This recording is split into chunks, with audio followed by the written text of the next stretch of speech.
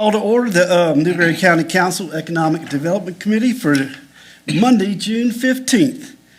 And the second item on our agenda is the invocation and pledge by Travis Reeder. Let us pray. Dear Heavenly Father, thank you for allowing us to wake up this morning. Thank you for allowing us to do things in your will and in your way. Continue blessing us as we continue to worship you, and may we do the due diligence of the county and do things that's in better nature for Newberry County. These blessings we ask in your holy name. Amen. Amen. I pledge allegiance to the flag of the United States of America and to the republic for which it stands, one nation, under God, indivisible, with liberty and justice for all.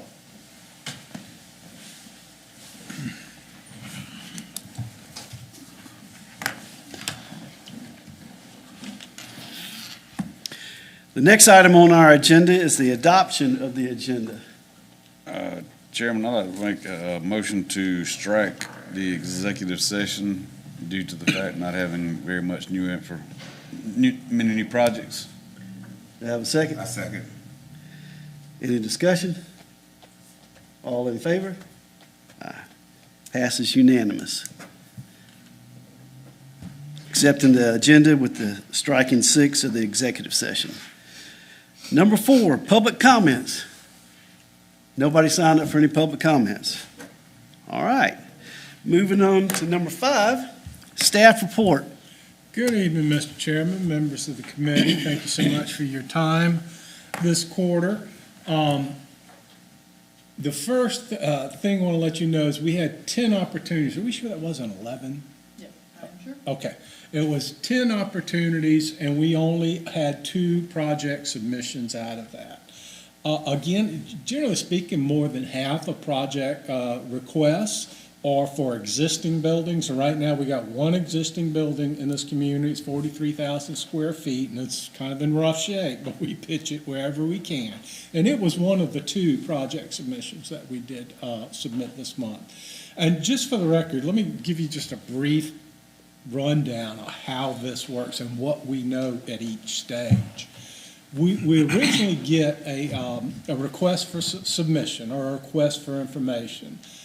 Usually it comes from the State Department of Commerce, sometimes from the Central SC Alliance. Sometimes it's an outside party, but that's rare. They ask for specifics. We're looking for a site that's between 50 and 100 acres. It needs to be flat. It needs to have access to these utilities and so forth.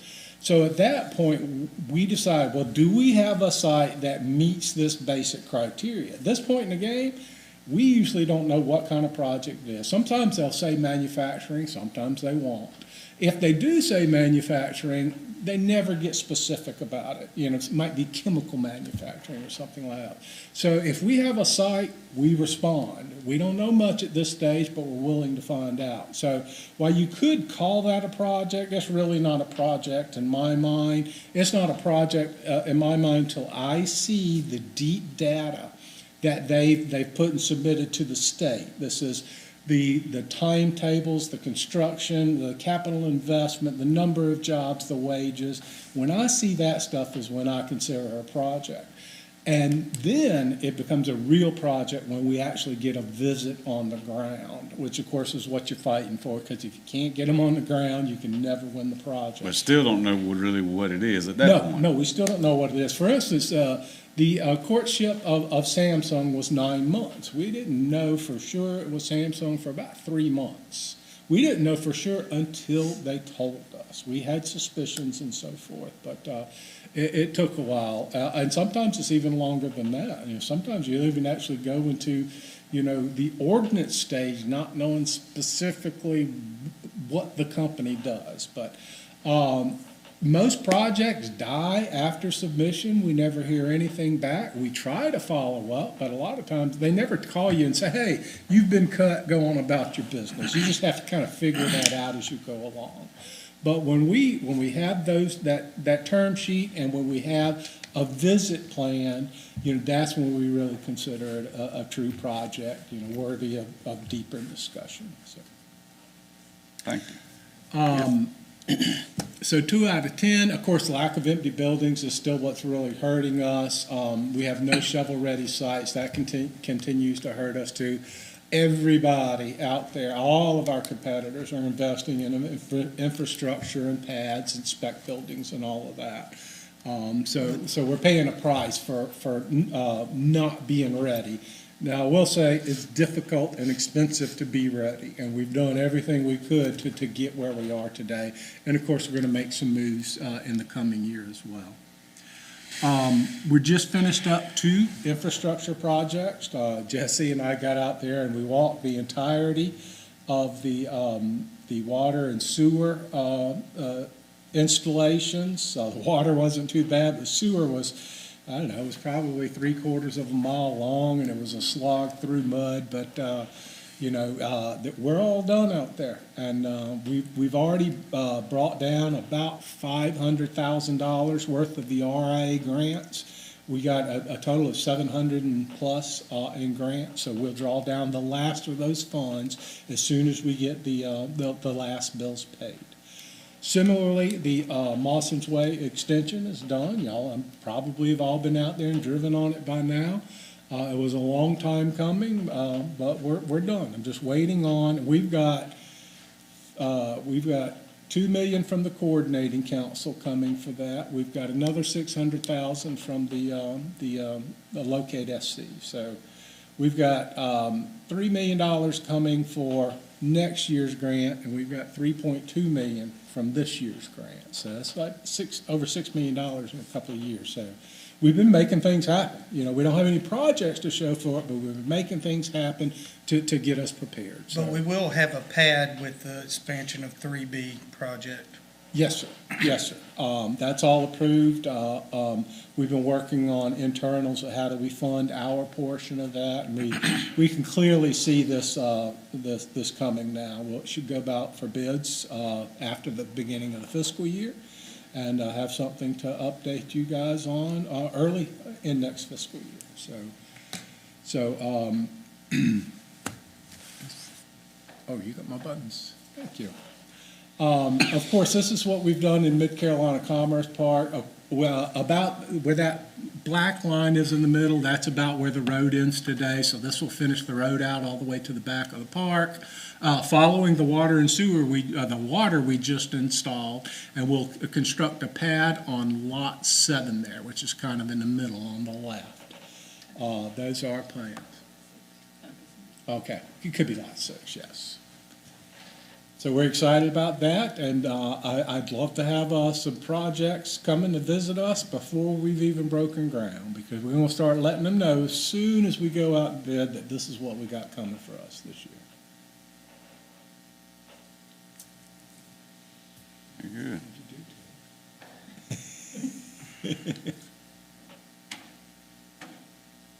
Hey, can you hit the next button here? There we go. Now this, we were approached by, it was the mayor, right? Yes. Yes, to talk about the possibility, because to set the background here, we are in the Upper Savannah Council of Governments for Workforce Development. And it's because they're a Piedmont Tech community, we're a Piedmont Tech community. We're in the Central Midlands COG for transportation, economic development, and other things. So I believe the mayor had asked if there's any way out of this. We're glad to pursue this, but we wanted to make you guys aware of this and see if you had any guidance before we start asking questions. Well, I think we should proceed with it because I serve on the Central Midlands Council of Government, so I get to do all those things except for workforce development. I don't get to go to those meetings. I get emails and stuff, but I don't get to participate or ask questions or see what they're talking about. And primarily, most of our folks around here, it's a lot closer, and you have better transportation routes to Fairfield, Lexington, or Richland County, because we have a lot of people from Newberry County work outside the county, right. And those would be the primary areas, but we don't get those job informations to put out. I mean, I hear them down there, but it's like we're supposed to go to the Upper Savannah ones. So I think we need to pursue that. That way we could get all the information that the Council of Government puts out in one meeting. I Well, definitely think that would be our best choice due to the fact that most of our residents that work out of town work that way, not that way. So I think it would be beneficial for us. I think the only thing that we're having to check on at this point is you do a 3-year contract. Right. And just trying to understand where we're at in our current, do we have another year left? Are we at the end of the 3-year contract with the Upper Savannah? Where does that contract currently stand? And are we able to make the move now, or do we have to wait a year, or what? But now is the time to sign up for the Central Midlands, I believe. Yep. If there has to be some overlap, is that a problem, or? And could we like assign somebody to go to the Upper Savannah meetings just for workforce development? Well, we have. I sat on that board for years myself, and then the council started appointing people to that. I'm not sure who serves on that, but presumably there should be an appointee from Newberry County on the Workforce Investment I think Board. we have 3 people on. Okay. Is that the one Bonnie Abrams is on? No, she's on She's on Central Midlands. So we got Bonner, we got Walt. Walt McLeod, and we got the Fosterson, the mayor, and myself are on that. in Central Midlands. Well, we'll look into it, see what questions we can answer and so forth. There's going to be legislative, legal questions and all that kind of stuff, so. We'll bring a Let us know report where back we to you. stand with the current contract. Yeah, I'm kind of with Carl, it may not hurt to have somebody in both if possible because of the tie with Piedmont Technical College. That's where my concern is on the workforce. But the problem is I don't think we can legally pull from both in funding. Gotcha. I think you can only pull Right, from one. right. Maybe we could remain advisory in Upper Savannah with no ability to receive money from them if there's a contract or whatever in place. This is the type of stuff we got to figure out. But I mean, that contract could be out right now, and this is a moot point. But if the contract's not up and now's the time to sign up for Central Midlands, we'll have to figure something out with that. Not unless we there's a notification clause. I've not seen that agreement. But if there is an out clause of 60 days or something like that, maybe we could do that. Let's find out, and let us know. Okay.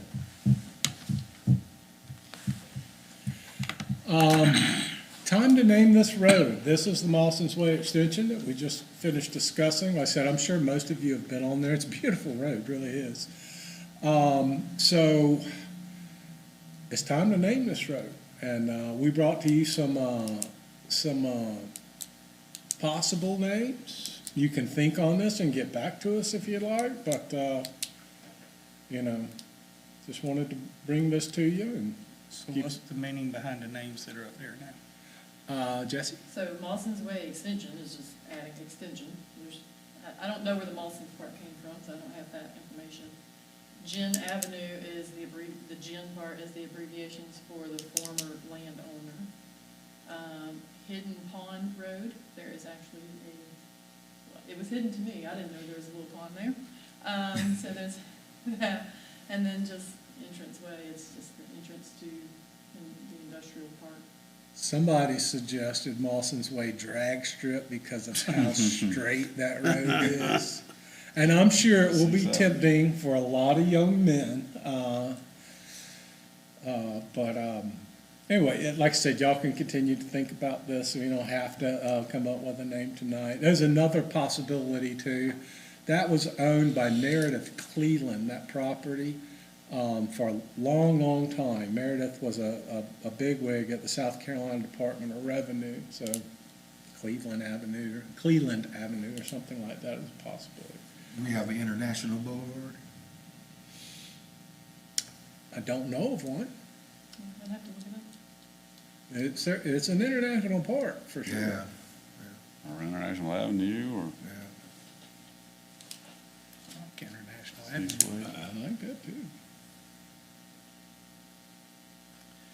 That goes along with our, most of our economic development Right, partners. right. I did not know it was a hidden pond back there. I knew it was a swampland back there.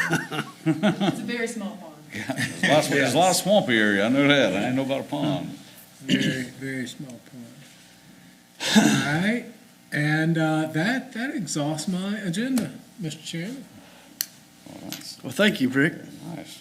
and Jesse, for the information.